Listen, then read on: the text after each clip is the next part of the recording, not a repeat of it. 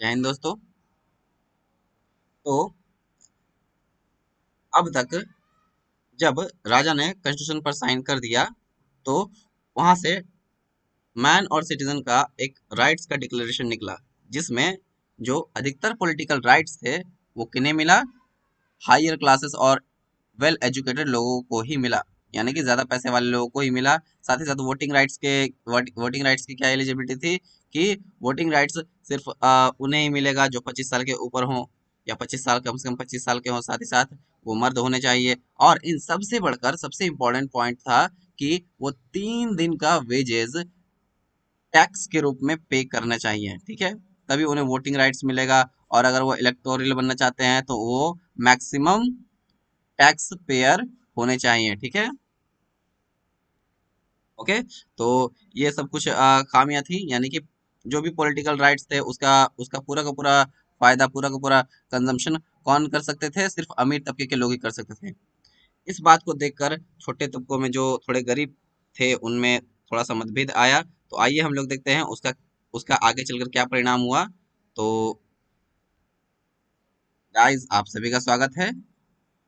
मैं अमर कुमार आप सभी का स्वागत करता हूं अपने चैनल विद्यालय पे। ओके, तो शुरू करते हैं। तो आज हम डिस्कस करने वाले हैं चैप्टर 3, फ्रांस एवोल्यूशन मोनार्की। अब देखिए, इसके फलस्वरूप जब उन्हें कुछ राइट्स नहीं मिले, कुछ स्पेशल टाइप के पॉलिटिकल राइट्स नहीं मिले लोअर क्लास के लोगों को, तब उन्होंने फिर से रिवोल्यूशन को कंटिन्यू किया और वापस से और अपने राइट्स को दोबारा से पा लिया। तो चलिए देखते हैं कि क्या क्या हुआ उस समय, इस रिवोल्यूशन में क्या क्या, किस किस घटनाओं का सामना करना पड़ा, ये रिवोल्यूशन शुरू कैसे हुआ, ठीक है? तो देखते हैं। अब जो लुइस 16 थे, लुइस 16 ने प्रूशिया के साथ एक सीक्रेट नेगोशिएशन साइन कर लिया था। कॉन्स्टिट्यूशन पे साइन करने से पहले उन्होंने प्रूशिया के साथ कुछ सीक्रेट नेगोशिएशन किया, यानी कि बातचीत की, ठीक है? साथ ही साथ जो पड़ोस के राजा थे वो फ्रांस में बढ़ रही घटनाओं को देखते हुए वहां पर अपने ट्रूप्स भेजने का प्लान करने लगे, ठीक है? 1789 की गर्मियों में अपने ट्रूप्स भेजने का प्लान करने लगे। इन सबको देखते हुए 1789 में नेशनल असेंबली ने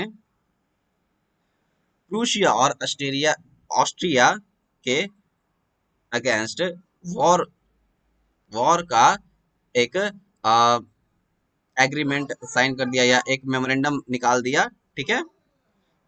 एक मेमोरेंडम निकाल दिया और उसे पास भी करवा लिया 1792 में। ओके।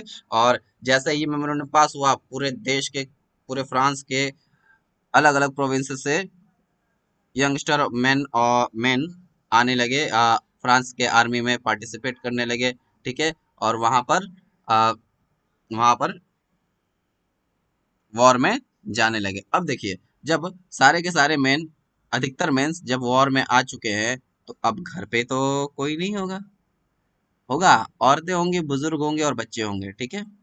लेकिन काम करने वाले कौन है? सिर्फ औरतें। तो अब जो घर का टोटल खर्चा उठाना है, फैमिली का पालन पोषण करना है, अब वो कौन करेगा? औरतें, ठीक है? तो कहने का सेंस कि औरतें अब घर पर सारा काम करने लगी। लाइवलीहुड के जो भी नेसेसरी नेसेसरी नीड्स थे वो उनको औरतें अब पूरा करने लगी, ठीक है? और इसी बीच वो लोग इसी बीच आ, जो भी सैनिक सैनिक थे फ्रांस के, रिवोल्यूशनरी सैनिक, वो लोग धीरे धीरे पेरिस की ओर बढ़ने लगे। और बढ़ते बढ़ते एक खास तरह का सॉन्ग आया जिसका नाम था मर्सालेज, या मार्सिलेज। ओके, जिसे रॉजर डी लेस्ले ने लिखा था, ठीक है? और बाद में चलकर यही सॉन्ग फ्रांस का नेशनल एंथम बना। ओके। तो इसके कारण अब चूंकि अब मेन घर पर नहीं है, तो कुछ ना कुछ इकोनॉमिक लॉस हो ही रहा होगा, ठीक है? तो वो क्या क्या है, आइए देखते हैं।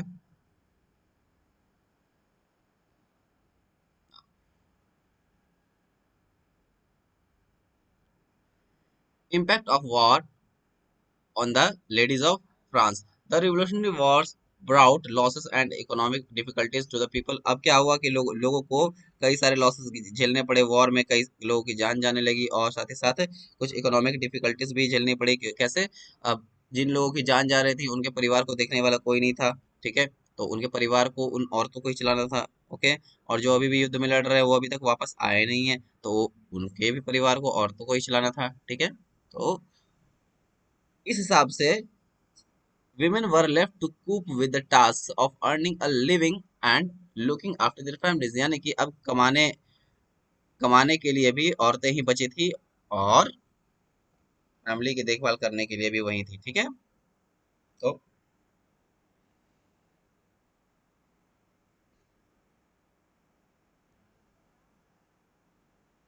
तो आगे हम लोग बढ़ते हैं। ओके, चलिए ना, फॉर्मेशन ऑफ जैकोबिन्स क्लब। अब देखिए क्या हुआ। क्योंकि क्योंकि अभी सारे के सारे मर्द रिवोल्यूशनरी वॉर में अभी उलझे हुए थे, और कई सारे रिवोल्यूशनरी वॉर बचे हुए थे, ठीक है। तो इस तरह के लॉसेस लॉसेस देखते हुए कई सारे और ओल्ड रिवोल्यूशनरी ये चाहते थे कि हम लोग 1789 का जो रिवोल्यूशन है ना, उसको 1792 में भी क्या करें, या 1790, माय मिस्टेक, 1791 में भी क्या करें, उसको कंटिन्यू करके रखे, ठीक है। और इस तरह की विचारधाराएं पनपने लगी, और इस तरह से लोगों ने कई सारे क्लब्स बनाना शुरू किया, और वहां पर अपने अपने थॉट्स पॉलिटिकल राइट्स के बारे में डिस्कस करना शुरू कर दिया कि पॉलिटिक्स में हमारे पास क्या राइट्स होने चाहिए, क्या नहीं होने चाहिए, ठीक है। तो उनमें से बहुत सारे क्लब्स बने, जिसमें एक बहुत फेमस क्लब था। कौन सा? Jacobins club. और जैकोबिन्स जैकोबिन्स क्लब जो फॉर्म हुआ था, political club became an important rallying point for people who wished to discuss government policies and plan their own forms of action. तो जो कई सारे पॉलिटिकल क्लब से जो फॉर्म हुए, उनका मेन पर्पस क्या था? जो भी गवर्नमेंट पॉलिसीज निकल रही हैं उन पर आपस में डिस्कस करना, और उस पर उनका क्या एक्शन देना है, क्या रिएक्शन देना है, उस पर भी डिस्कस करना, ओके, उस पर प्लान करना। The most successful of these clubs, इन सभी में क्लब्स में से सबसे सक्सेसफुल कौन था? जैकोबिन्स, जो कि नेम्ड, जो कि जिसका नाम रखा गया फ्रांस का एक बहुत ही रिलीजियस बिल्डिंग के नाम पर, जिसका नाम था जैकोब इन पेरिस। ओके, चलिए, ओके।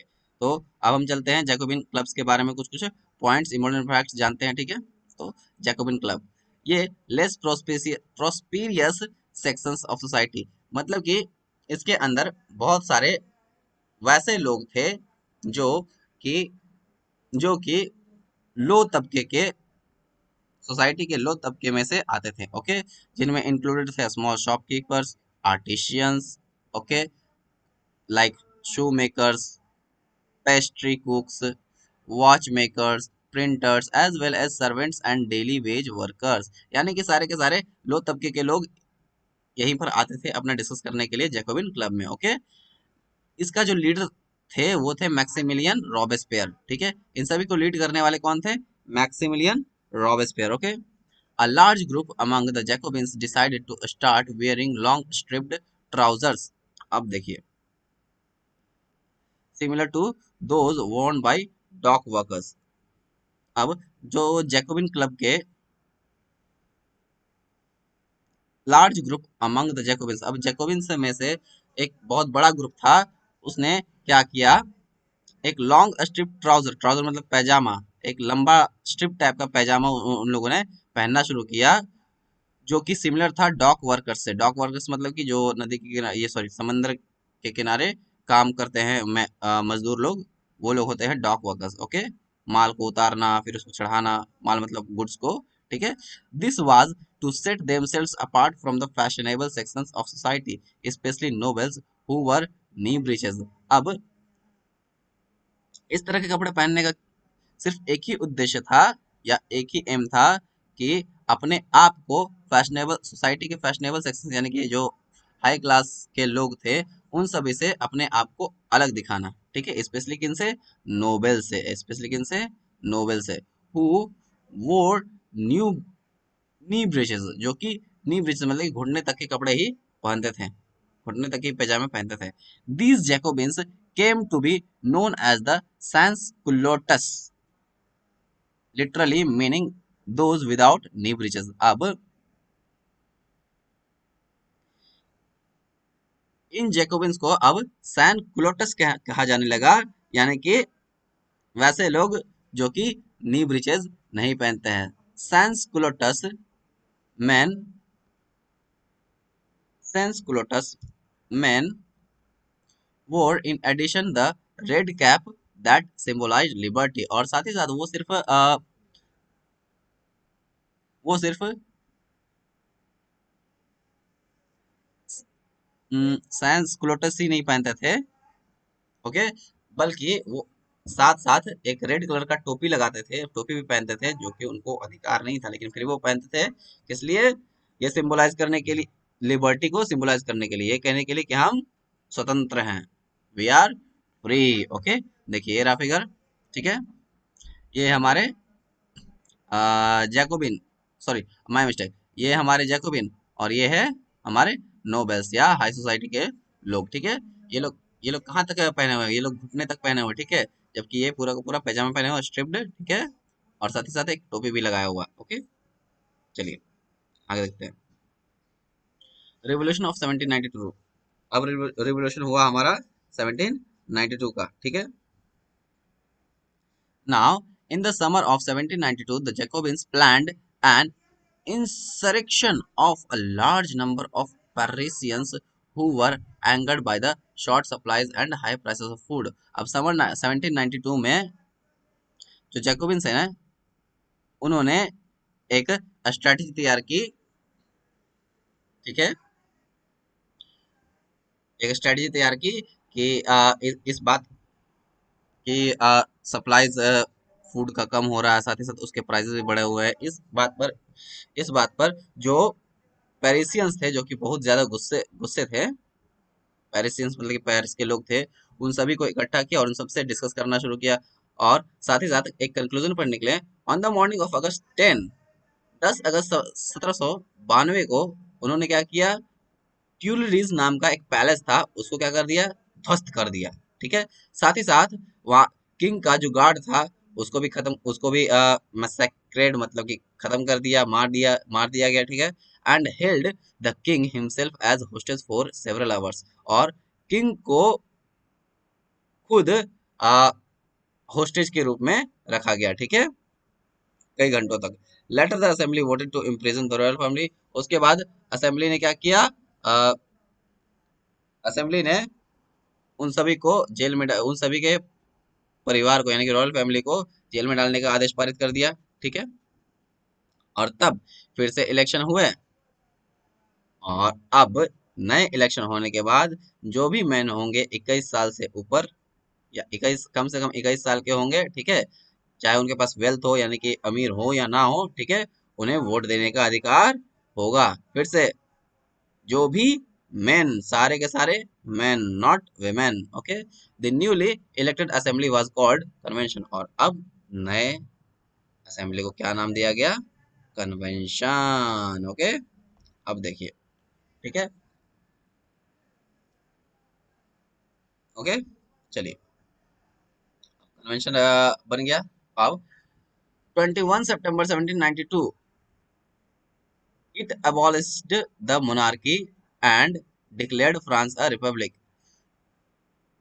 21 सितंबर 1792 को